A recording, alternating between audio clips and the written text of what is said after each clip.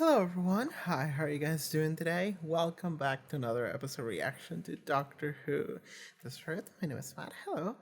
Okay, Doctor Who time. So last time with Doctor Who what happened, we got Rogue, which was a gay as fuck episode, complete with tragedy and everything. It was one of those episodes where we tortured the Doctor, you know the ones. So that's what we got. It was enjoyable. I really liked it. I wouldn't say it was one of my favorites this season, but it wasn't bad. It was just not like my personal preference because it was like this like Victorian era. Like it was very Bridgerton, and I'm not sure what Bridgerton is, but I don't think I would like it. I don't like that specific like setting, but it was fun. Whatever we were doing with Rogue was really fun. I really like the character of Rogue, and I'm kind of hoping to see him again somehow. Not necessarily right now or even this season, but at some point in the future. That's kind of how I feel. But okay, moving forward, this is episode 7, and unless I'm wrong here, this is the second to last episode of the season. And just following tradition, I would imagine that this is a two-parter leading into the finale, which means that today,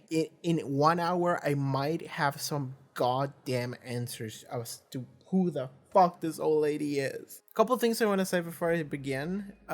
First of all, it took me a little bit to record this video, and I want to apologize for that. It took me a couple weeks between Rogue and this, life got in the way, and I also had to I recorded an almost 6 hours video of Buffy, and it was a lot to get through, so that kind of slowed the release for this episode of Doctor Who, but it's fine. We're only like 2 episodes away. I knew that as soon as I watched this episode, I would just be super excited to just finish it, so it was better to do it before than in the middle of the two-parter, if it is a two-parter. And the other thing you should know is that it's 7:30 a.m. right now, and of course I haven't slept yet.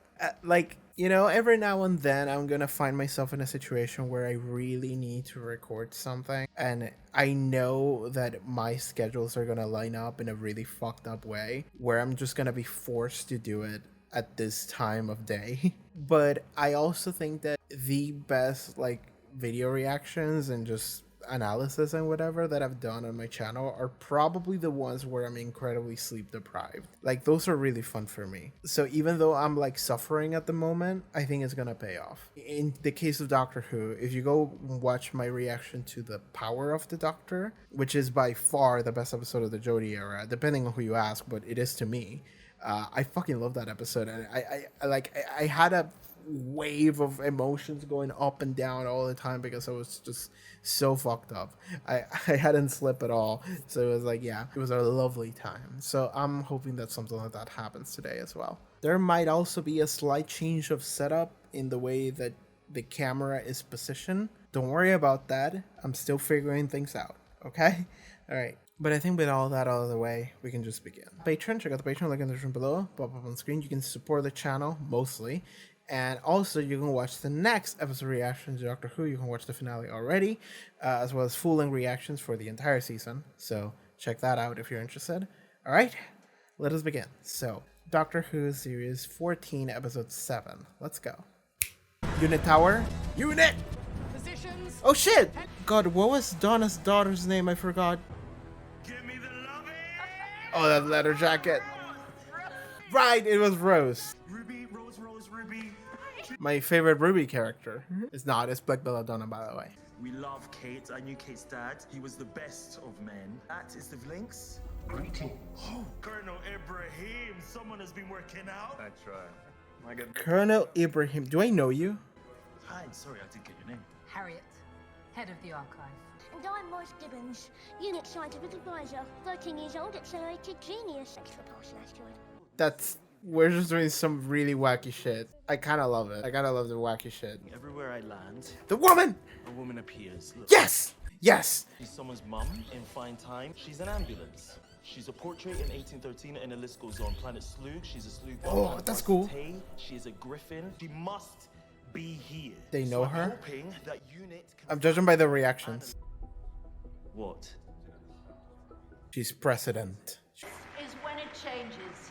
This is when the whole world is changed by me. Oh, she uploads Susan Triad. IT genius. Susan And Triad. today she's releasing her software worldwide free of charge, a gift from S Triad. Okay, so her name is Susan. So just like the actress. TARDIS. The name is TARDIS technology. Okay, so she scatters herself across time and space. She's called Susan. Is that significant? Susan is the name of my granddaughter. Yeah. Okay. I mean, okay, we're bringing back up. We're gonna talk about Susan. We mentioned her earlier in the season. It was one of my insane, not so theories that she is in fact Susan. The Legend of Ruby Sunday. Okay, whatever, man. What is this episode? Evil genius with secret alien software. It's top of our list. God knows we've stopped enough of them. Except the obvious. We'll get him.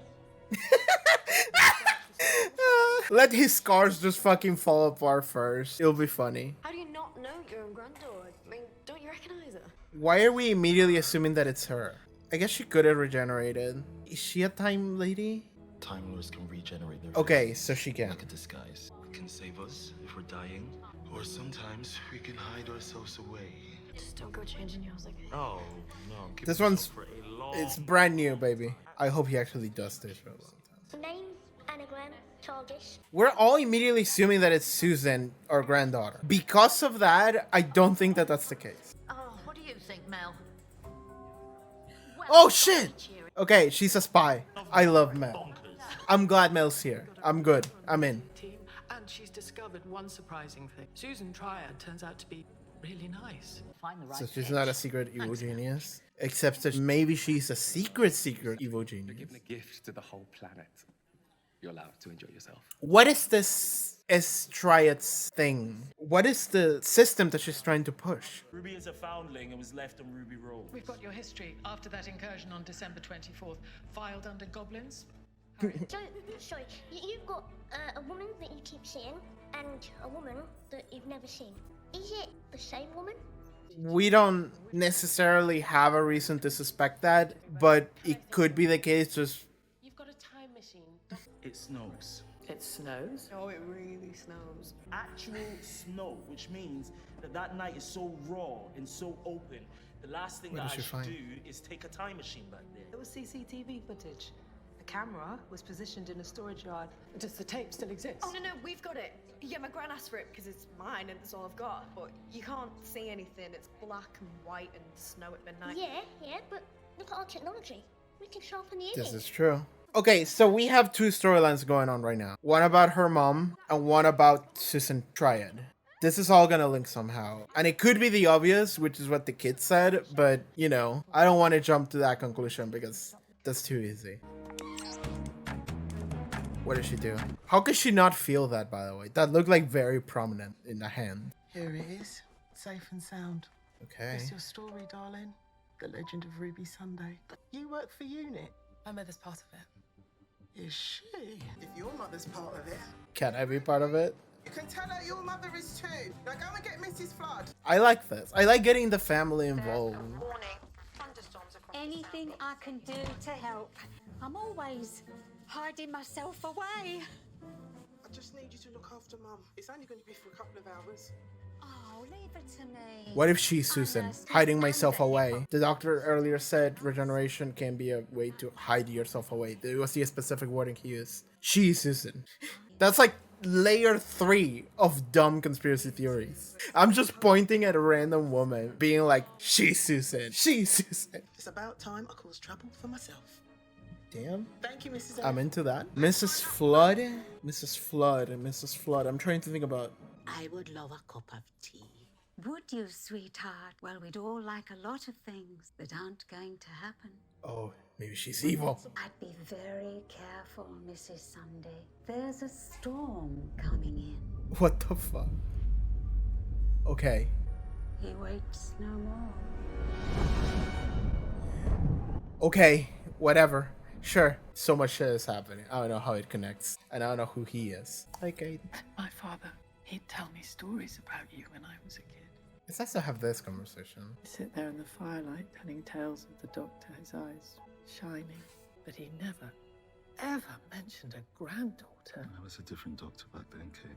It was even before that. If you've got a granddaughter, that means you've got kids. Well, not quite.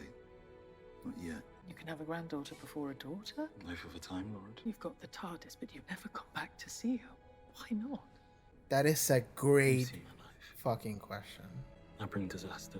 Kate. Alright. Disaster. Sure. What if I go back and ruin her? For what it's worth, I think you bring joy. That's very kind of you. Look her in the eye. Would you recognize her? Yes. Probability of a trap, 95%. 96. Thank you, Morris. I like seeing him emotional. Hug. Hug. Hug. I'll have some of that. Hi, Mel. Hello, trouble.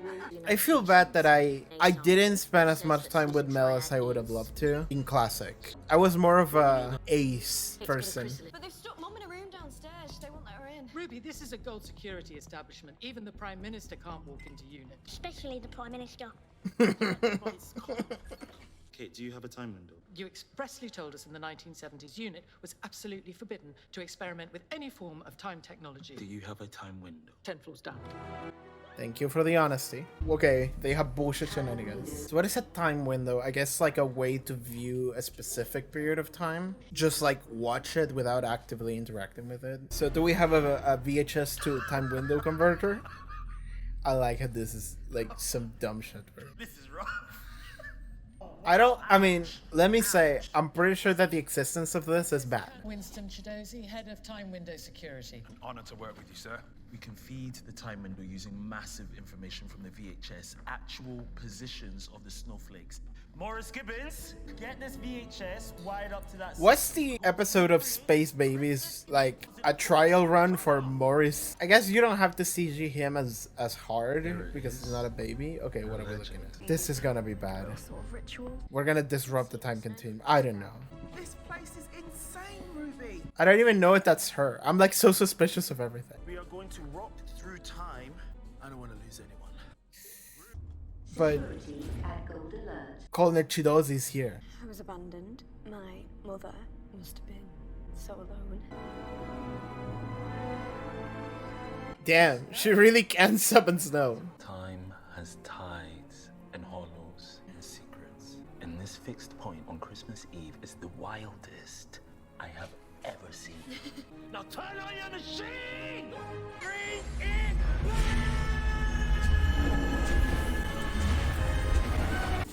This looks really cool, if anything. Okay. What if the woman is Ruby herself? Which was the basic first theory we all had. The music too. Listen. We have given it the greatest power of all, memory. Time is remembered. Memory is time. Sure. Oh my god. It's a Sith. More than just a glitch. It's like she's shadowed. Can she see us? I don't think she can, but you can't move. You can't. Look, here she comes. Did anyone see her face? No, nothing. She's gonna like come into this time through this memory. What is so different about her? She turned around and pointed at him. Okay. Yes. I am arriving. I had to go back to the church to save little baby Ruby. That TARDIS is almost solid. If time is memory and memory is time, then what is the memory of a time machine? That's worrying. I think she's crying. She's given away her child. She's crying her heart out. And she's safe. She's wonderful. Mom, you should see what I've done. I traveled the universe. I came back running, She turns around and points here, right? and that's when I saw the woman. My memory of this keeps changing. Time keeps changing.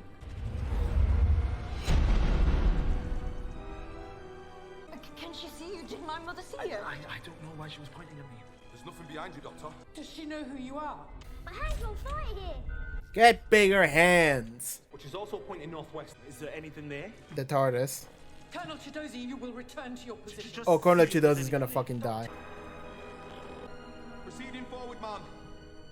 There's just the lamppost and all I've got is trees and stuff. Houses in the distance. Nothing. No. Sorry. It's gonna like vanish. Not even a flicker. Doctor! She's walking away. No, don't. No, Mom, please. Maybe she is pointing at the Colonel and she like jumped into her body or something. I'm like, I don't know what to think. It's just a bunch of crazy shit. I'm sorry that I'm not with Ruby on the emotional moment. I'm with Mel where I'm trying to figure out what the mystery here is. Because I don't think that is a real woman. I think that is a vessel in order to summon whatever bullshit. Colonel Chidori, we haven't heard you in a while. She vanished. Doctor, what is that?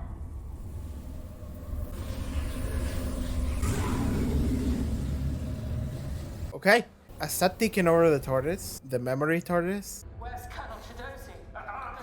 It's fucking gone. You're gonna fucking die, my dude. I think it like sucked his soul and used it as fuel to create this. Which I also think it's taken over the TARDIS, maybe. I don't know. That thing is hot, it's cold, it's radioactive, it's dead, it's everything. I don't know. Where are you, GML? GML. That's him. He's alive. She go through a memory. I am lost. I am in hell. Cool. Lovely to hear. It's seen me. It's seen right into my soul. It's been waiting for so long.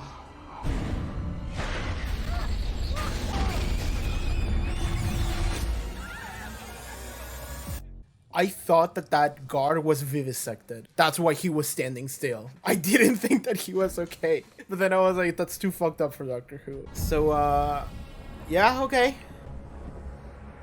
He looks like he's been dead for 100 years. I'm so sorry.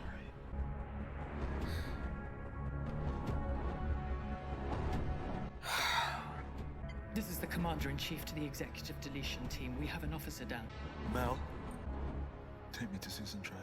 We gotta figure something out. This really feels like a part 1. It's like we have solved nothing. Just shit is happening.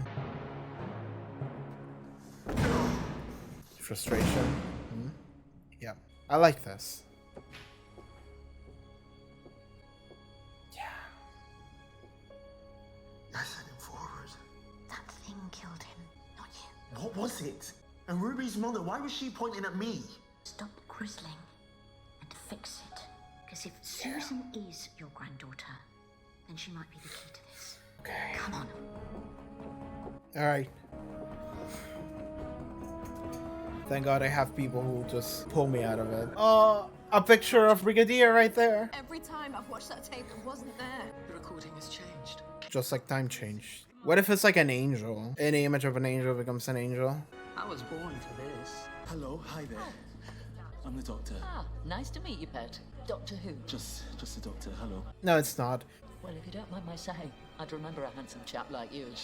All I want is a bit of shut-eye. God knows I don't get enough sleep. Why not? Get a lot of dreams. Okay. What do you dream about? I'm sorry, but we're going to be late soon. Dreams about what? What sorts of dreams? She's the vessel. She's the vessel. Dream about a girl called Lindy. Dream about a place called Pacifico Del Rio. She's dreaming about all her other lives. Sorry, I've really got to go. That's it. She doesn't know how, but she remembered them. I think she's a vessel then. Fucking all of this is gonna come together somehow right in the next like 5 minutes. Found something at the heart of that shape. What is it? The TARDIS. It's the TARDIS. Yeah. I mean, it was there, so. It's there for a second time, which you said couldn't happen. But this time it's 20 meters to the north, and that thing is wrapped around it. I would start to worry about the TARDIS. Oh, all right. A demon took our box. The shape exists around the TARDIS on the VHS, but what if it exists around the TARDIS now? And we just can't see it? Leave the TARDIS alone. Not that you could do anything. I don't know what the fuck's about to happen here. Okay, she's gonna spread the TARDIS to the rest of the universe, and the TARDIS was just taken. All of this is connected, but how and why, more importantly. Everyone fucking run. I need you to stay, but your mother will be taken home. I'm staying with her. What do you want me to do? Come on with me. Then you're not helping. Which means I love you, thank you, and goodbye. This way, Mom. Oh boy. If something happens to Ruby, that's gonna be incredibly fucked up for Carla. Analysis confirms life form. I like that we're with Mel. I think we can succeed. I mean, I hope. Can she hear that voice in her head? I hope. I hope. I dare to hope. I said to to that man. Wait, I've heard that. But I keep having bad dreams. That is a line I remember. Who it happened earlier this season. I dare to hope. My brain is melting. And I demand that you show yourself. He is hidden in the howling void. He is hidden within the temple. Oh, it's taking over people. Or maybe she was a spy the whole time. The king Harry, himself. what are you doing? And the Lord of Time was blind and vain and knew nothing. Harriet, you met her. Yeah, I know, but what is her full name? Harriet Harbinger. Oh my god. Okay. Oh my god, I can't believe that. I am the never, I am the night, I am the terror, I am returning. Who's coming? Who's coming? Give it to me. It's time to remember. It's going back to Christmas Eve. Also, I dare to hope was Ruby. Ruby said that. Who am I? There is the toy maker, the god of games. Okay. There is Trickster, the god of traps. There is Maestro, the god of music. Okay. There is Reprobate, the god of spite. There is the Mara, the god of beasts. The Mara! I remember the Mara! The of malice and mischief and misery. The god of disaster. And your children who doubt and dread. And standing on high is the mother and father, another of them all. This is really cool. For the God of all gods has returned, and his names are many. His name has been Set, and Seth, and Sithafar, and his one true name forevermore is... Sutek. Wait. It was the wrong anagram. Is that a 4th Doctor reference? Holy shit.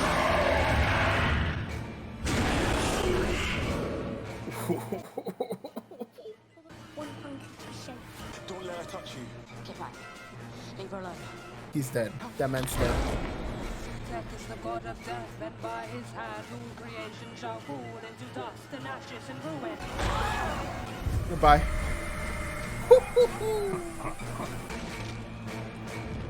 Oh.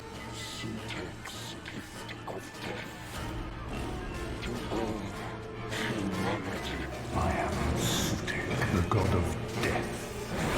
He looks so cool. And that was her mom in that night. Life will perish at my hand. Oh god. Did you think I was family, Doctor? I bring Sutek's gift of death. to all your tiny, vile, incessant universe. Oh. To be continued. There we go.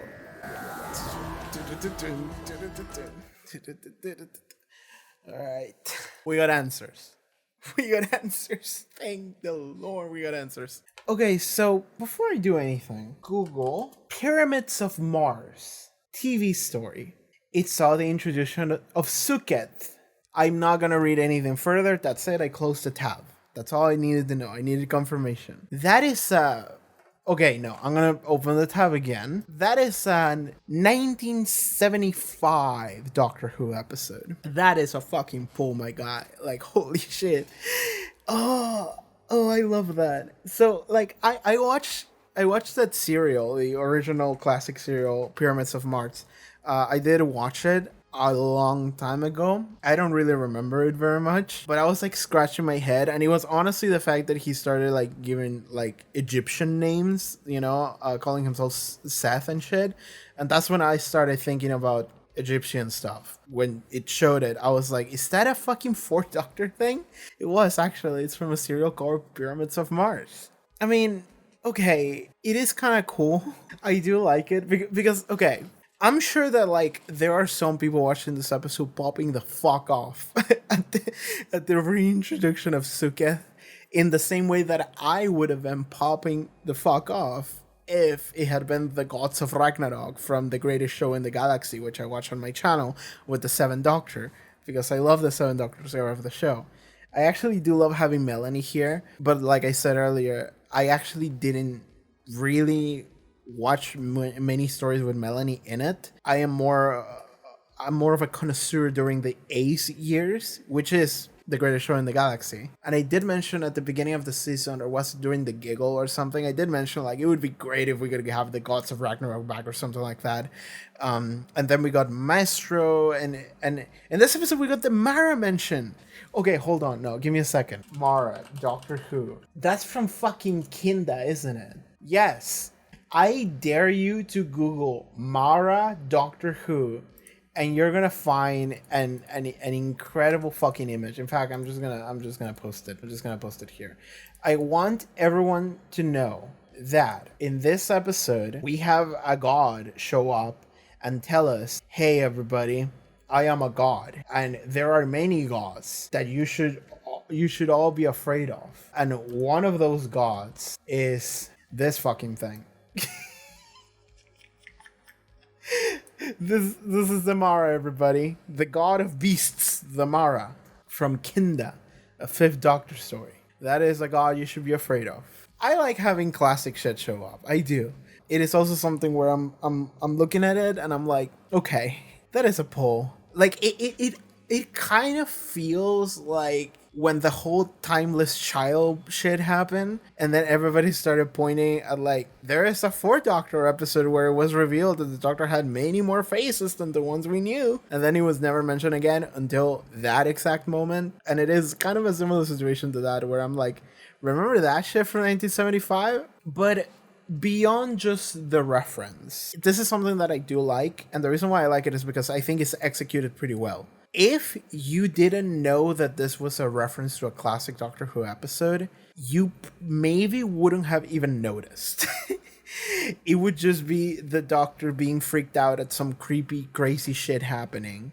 I'm gonna be real with you. Even though I know about it and its existence and the story it comes from, bro, I remember jack shit about that story. I remember jack shit about that serial. I don't know what happened in Pyramids of Mars, dude. I don't. I think like most of it was like hanging out at a museum, and like there was an evil dude, as it usually is, and then there was one dude that was our ally, but then he died, as it often happens. Eventually we travel to Mars, maybe that's what happened, and we kill the dude or something. I don't know what happened. That's what I'm thinking. I don't remember exactly what happens, so if you're gonna ask me questions about like who exactly Suketh is, what he wants, what his lore is, I got nothing for you. I don't know jack shit about Suketh. So I'm not here like being super excited, because contrary to, I may want to say maybe most classic Doctor Who fans, I am actually not very knowledgeable about the Fourth Doctor's era. I am not. I'm out here championing the Seventh Doctor. I'm here for my boy Sylvester McCoy. Anyway, I got super distracted. What I was about to say is, the reason why I like it is because I think that they did this reintroduction of a classic character honestly really well. And what I mean by that is, you can watch this episode on its own and you will get the feeling of like, oh shit, this is some real thing that's happening right now. You feel the fear, you feel the thrill. You're like, oh fuck, what the fuck is this? And honestly, I feel like a lot of it is not just the setup, it is not just the mystery, but it is also the presentation. I think the presentation of Suketh here, what's his name? Sutek.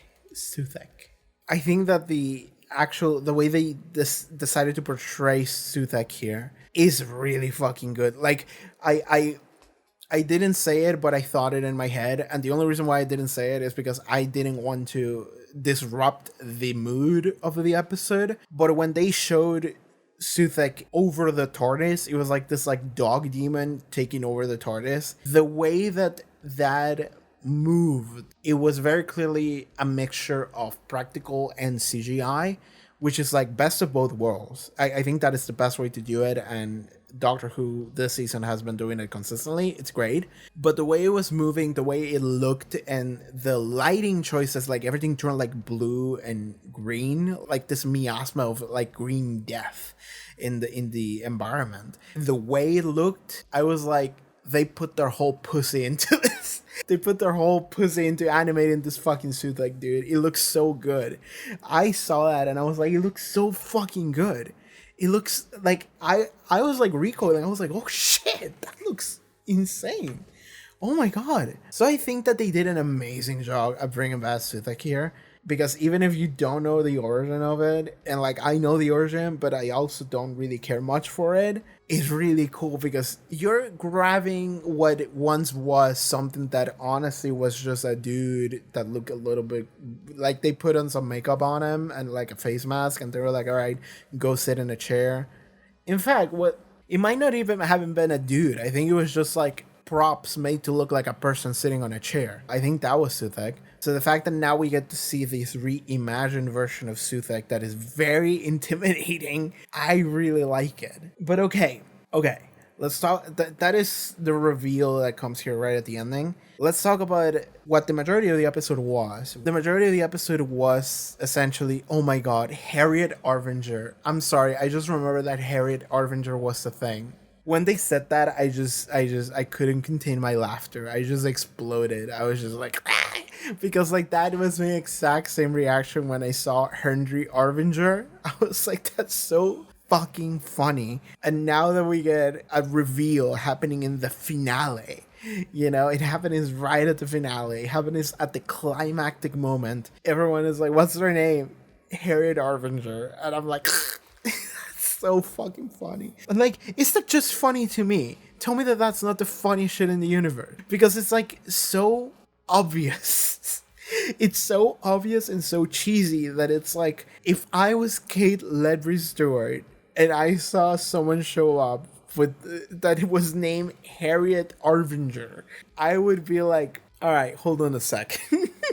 I mean, I guess maybe she looked at it and she laughed like I did and didn't take it seriously. But the way that she was confused that Harriet was actually being possessed or whatever, like, it didn't sound like she suspected her at all. But especially since earlier in the episode, they were like, oh, of course, we saw that there was an acronym that spelled TARDIS. And we immediately jumped and put our eyes onto it because clearly that's something to be suspicious of. Never mind the fact that this lady over here is named Harriet Harbinger. Is it just the fact that like nobody knows what the word Harbinger means? Is that it? Is that what we're counting on? Anyway, moving forward. The majority of the episode was actually spent on trying to figure out who this woman is and trying to figure out who Ruby's mom is. And for a second, the kid, I forgot his name, Morris. Yeah, we have a boy genius situation. We have Jamie Neutron over here. Morris posits the question of what if they're just the same person, right?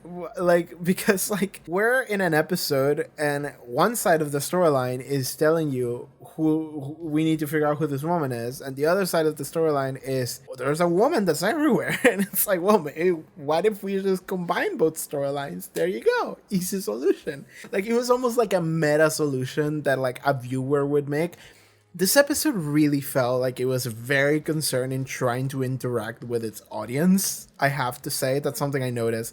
Because it was like, the doctor shows up and he's like, okay, I've been seeing this woman everywhere. And it's like, okay, cool. He's addressing something that the viewers have seen throughout this entire season. Then everyone goes like, yeah, we know. We've seen her this entire time.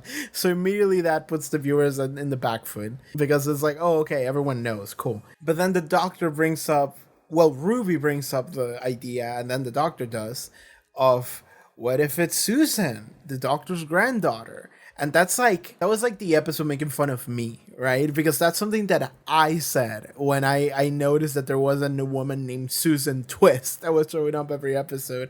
And the episode where you notice that is the episode where Susan, the doctor's granddaughter, gets mentioned, which is Devil's Court. So with just those two clues in, I was just thinking, well, maybe what if it's Susan, the doctor's granddaughter, because, you know, their names are Susan, haha. And it feels like that was a clear trap. That was just a trap. Russell T Davies was like, I bet this fucking losers are gonna think it's fucking Susan, and I'm gonna fucking get him. I'm gonna get him. Fuck him.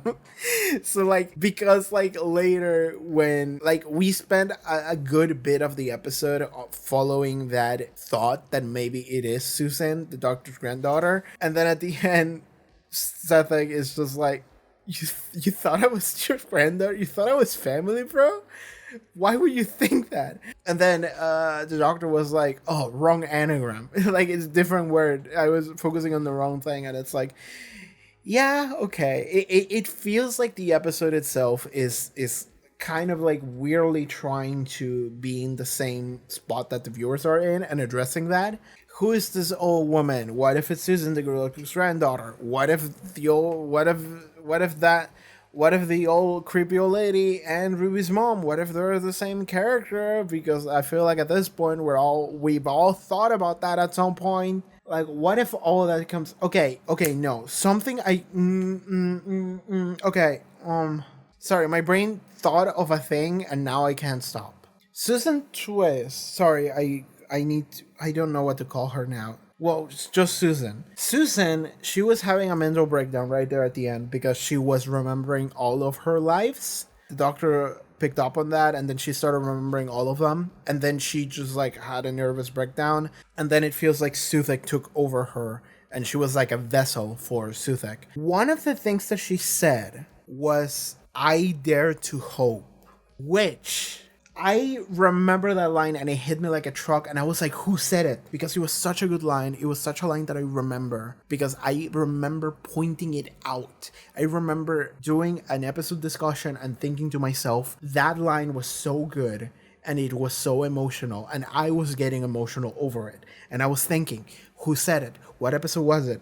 I was trying to raise my head as everything was exploding in front of me. And then I was like, Ruby said it. Alternate universe 73 yards, Ruby said it.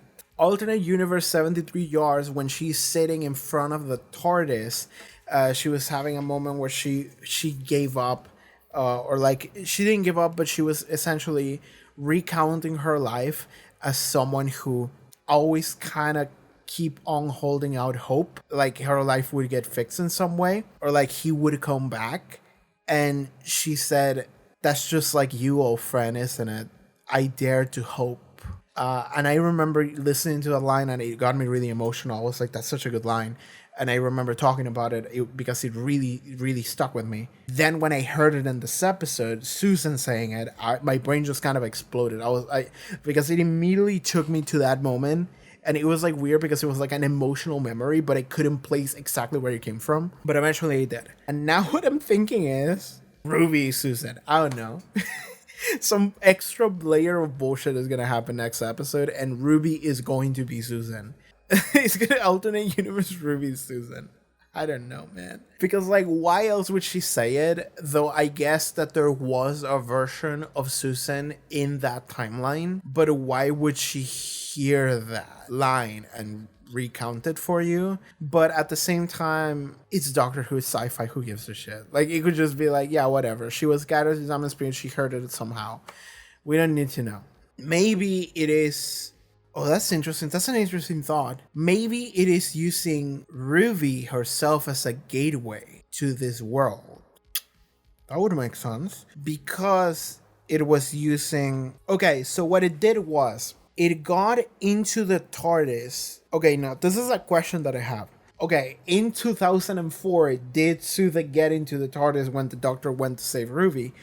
Or did Suda get into the TARDIS in 2024 in the time window as a hologram, because the hologram of a TARDIS, I guess, is a window through time?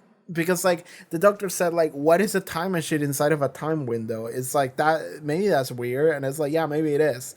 Maybe it is just enough of a real thing for Suthik to be able to take it. So a memory of Suthik sees a TARDIS through a time window, and that is enough. That is real enough for it to take over it. And if that is the case, then maybe Ruby is the link, because Ruby's memory is what creates the time window hologram. If Ruby creates the time window hologram, and that is the gateway that Suthik uses in order to get into the TARDIS, then maybe Ruby can stop it somehow. I don't know.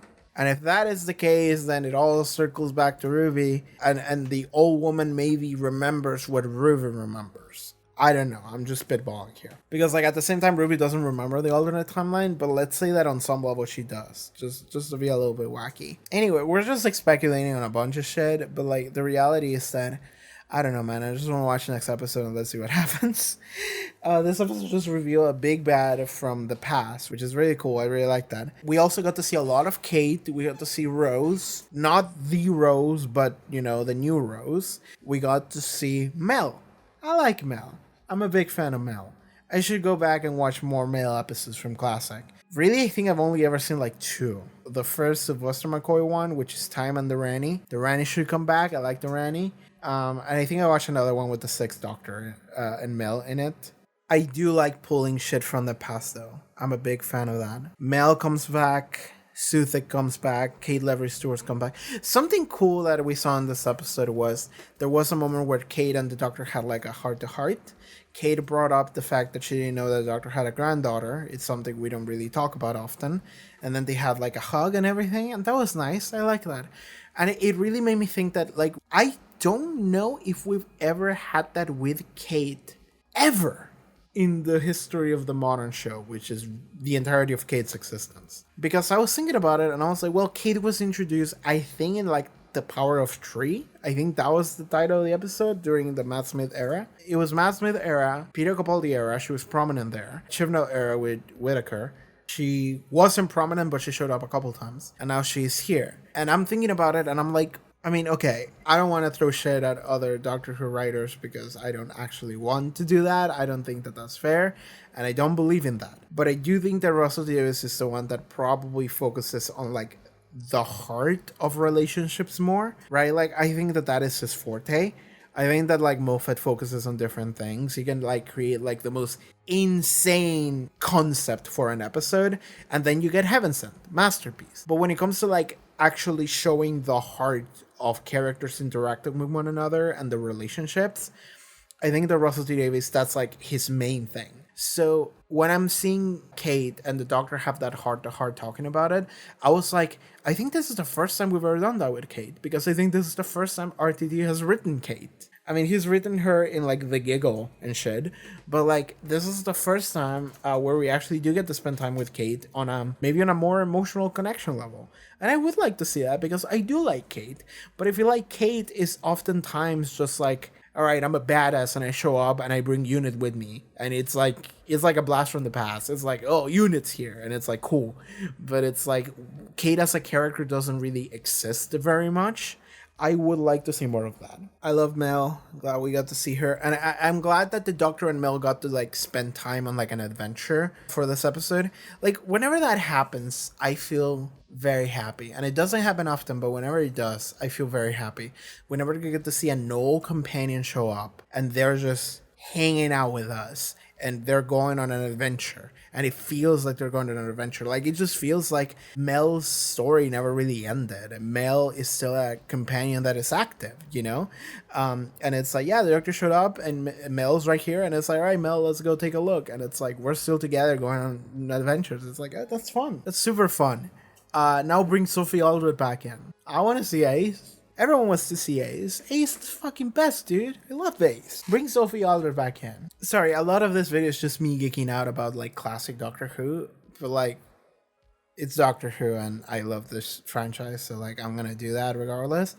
But, like, it is also a part 1 episode. And I don't know how much I can say about a part 1 episode because it hasn't been resolved yet. Right? Like, that is the issue I always have with part 1 episodes where I have to talk about them. It's like, I don't know what you want me to say. We went into the Pascal time window, fun concept. Suthik showed up. That's insane. We got an answer to Susan Twist. Oh god, like, fucking goddamn it. The old lady, Mrs. Flood. The old lady, Mrs. Flood, that she lives underneath Ruby's fucking house. She was also a servant of Suthik or whatever. Or maybe she's not. Maybe she's creepy on a different way. It hasn't been confirmed, but let's just say that she's a servant of Suthik. I fucking knew it. I fucking knew she was evil. Like, whenever that happened in the first episode, whenever that happened in Ruby Road, I was sitting here thinking, like, I don't know what her deal is, but it's something. It's fucking something. Because, like, she said this thing of, like, what, you never seen a TARDIS? And it's, like, this, like, wings into the camera. And it's it very much feels like, you know, episode 1, we want to introduce to the new Disney Plus audience, all this like concepts about Doctor Who, and we're gonna have a little bit of fun with it. We're gonna be quirky with it, and it's like, no, she's evil. God damn it, she's evil. She was evil all along. All these old ladies are evil. They're creepy and evil and fucked up. Don't trust any of them. Next episode, Mel's gonna be evil too. God damn it, Mrs. Flood. Like that's so funny to me. That's so funny to me that all this like very small things this season, it's like they are all coming together in a way that is almost kind of hilarious, The fact that we had the Henry Arvinger callback with Harriet Arvinger, it was the funniest shit I've seen in my life. I loved that. Suthek being back. The Mara was mentioned. There were other gods mentioned, but I'm not sure if I recognize any of them. But I do recognize Mara because I did watch Kinda, which is known to be one of the worst classic Doctor Who episodes ever. I didn't hate it. I had fun with it. And it was also if I remember correctly, it was a very weird episode. Like, characters were, like, thrown into, like, a weird dream dimension and shit, which, like, makes sense. Like, we're having all of this, like, gods and shit that we're talking about. And that is something that the season seems to be doing a lot. And I'm wondering if this is something we're going to be doing with just 15's era in general. We're just going to encounter gods a lot. That could happen. We've ran now into 3 of them. We ran into the Toymaker, we ran into Maestro, and now we've ran into Suthek. It is only a matter of time until we run into the Gods of Ragnarok, and I finally will get my Sylvester McCoy callback. And I know that Mel counts as a Sylvester McCoy callback, but not to me, god damn it. Power of the Doctor wasn't enough for me anymore in my life. Again, I'm looking at Suthek again. I love the way this fucking thing looks and moves.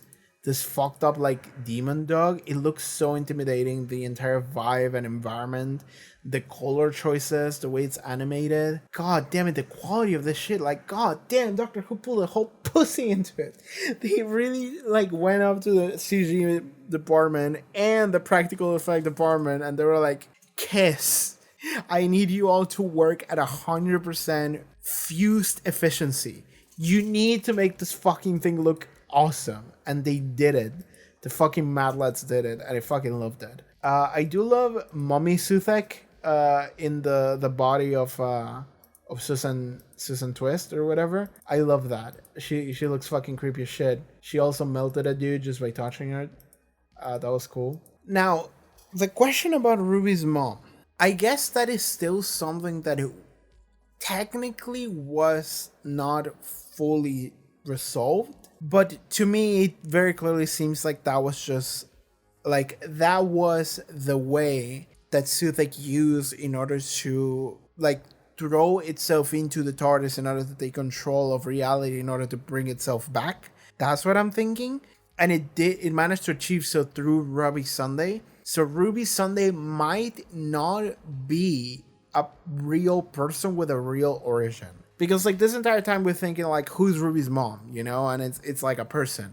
Maybe it's not a person. Maybe Ruby's mom is just doesn't exist, right? Like Suthek just made Ruby, and Ruby was placed in that position in that specific point in time in order to get the Doctor involved, in order to get the TARDIS involved, in order to bring back Suthek.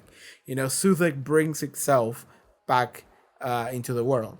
Or maybe it was Harriet Arvinger. Maybe she was Ruby's mom. It wasn't her mom because it's not a real mom, but she was the woman that carried her. Maybe. But yeah, it's the same thing because Harriet Arvinger is just like it is a way for Suthek to enact its will when it is not in this realm yet. Anyway, so this whole thing where Susan wants to like expand, I don't know. Okay. So they explain very early in the episode. She's like this like billionaire CEO that is about to announce this like giant tech that is gonna be spread to everybody in the world, and it's like, okay, cool, like some fucked up shit. Then it's like, but specifically, what does it do? And we haven't gotten an answer yet, and maybe there is no answer. Maybe that's the wrong focus. Maybe I shouldn't be thinking about that, right? But all I could think about was like, what is this technology? What is this like Suthek shit? But like, I was thinking like, what is it gonna accomplish? Like exactly, like what is it gonna do in like practical terms? And we didn't get an answer, and I don't know if there's gonna be an answer in this episode. We did get to see like a teleprompter with like the word Suthek and shit, and like I am returning and shit. Maybe the whole world saw the return of Suthek, because I think that was like globally broadcasted to the UN or whatever. So maybe they all just saw that happen, and now I don't know what that causes. You know, I don't remember Pyramids of March. Maybe Suthek gained power when people were afraid of it or something. So yeah, that could be it. I don't know. I'm just excited to watch the next episode. I want to see how this resolves. I do like bringing this fucking bullshit from the past. I love this, like, bringing all billion shit. I do love this we're fighting gods arc that we seem to be having with this season with this doctor. I do love that. Susan was mentioned and then never elaborated upon. And like when Kate brought up the thought of like, why do you never mention her? Why do you never go back for her? I was like, great question. And like the reason why I said that is because like later the doctor said like, well, you know me. I bring danger wherever I would go, so I didn't want to like destroy her life. Fair. That's something that makes a lot of sense. I would assume so.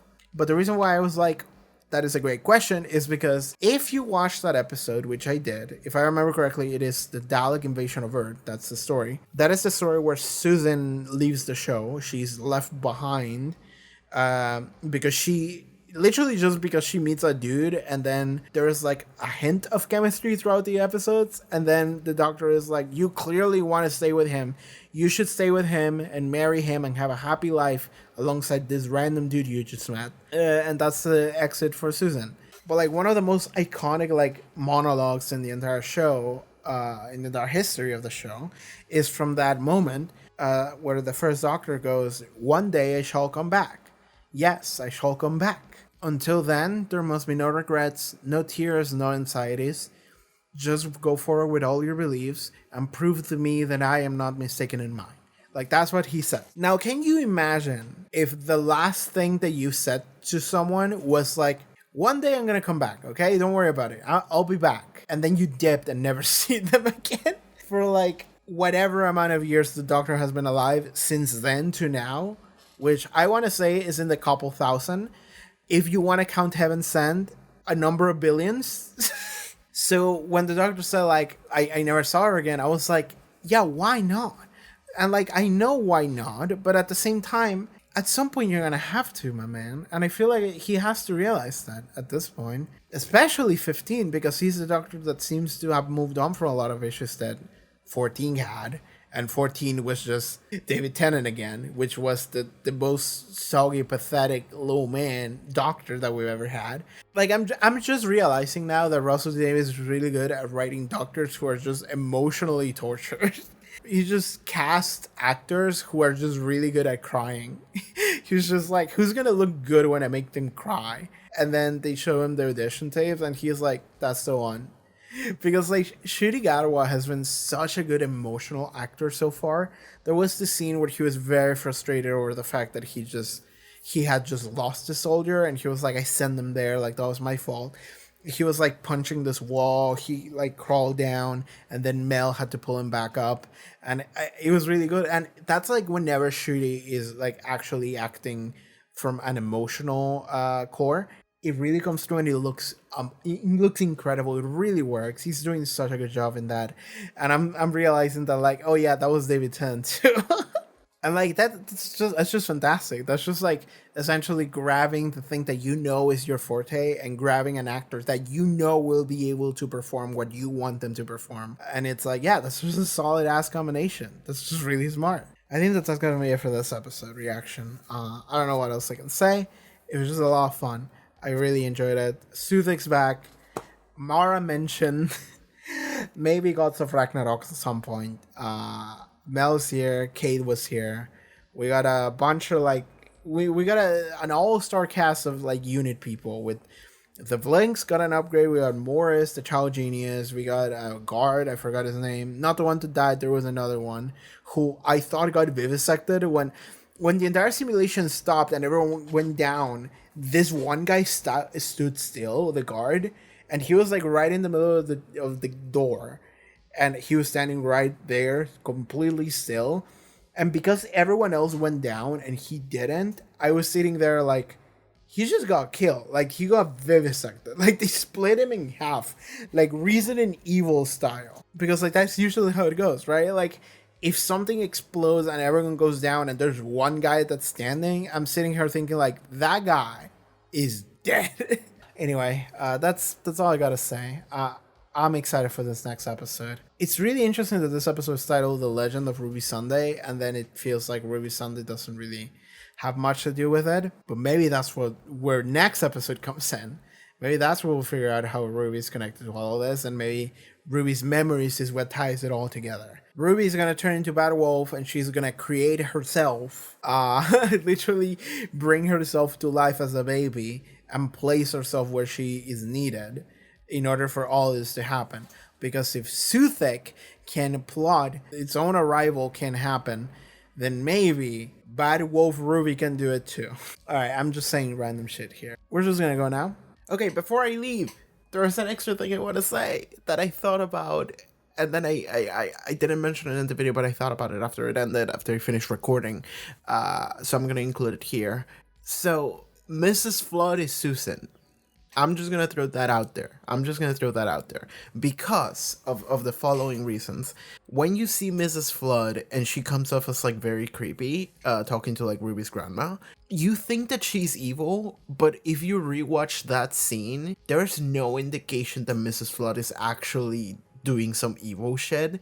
She just comes off as someone who's knowing of the evil that is approaching, which is true. That's just a fact. Like, there's some fucked up shit that is coming, and she's aware of it. That's not to say that she's necessarily evil, and the only person who has shown to be possessed by Suthek is the Harbinger of Suthek, which is a special someone that is supposed to enact Suthek's will. So, like, there's no, like, indication, there's, like, no showing that Suthek could possess someone.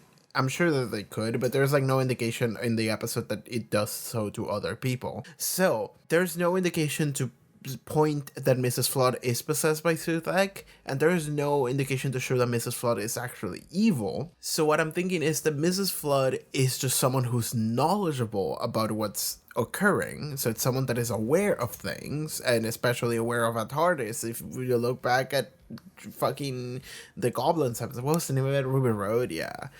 Church on Ruby Road. If you watch that episode, Mrs. Flood is clearly aware of shit, and this episode just confirms it. It's no longer just a funny gag. So, how is she Susan? I think that Susan has been mentioned so much this season, and it was like an actual like main plot point of like this episode that we just watched, that I feel like it's too important for like, from like a writing perspective, to just completely abandon and drop that. I feel like it would be really cool if next episode, after everything is over, Mrs. Flood shows up and she's like, by the way, doctor, I'm your granddaughter, I'm Susan.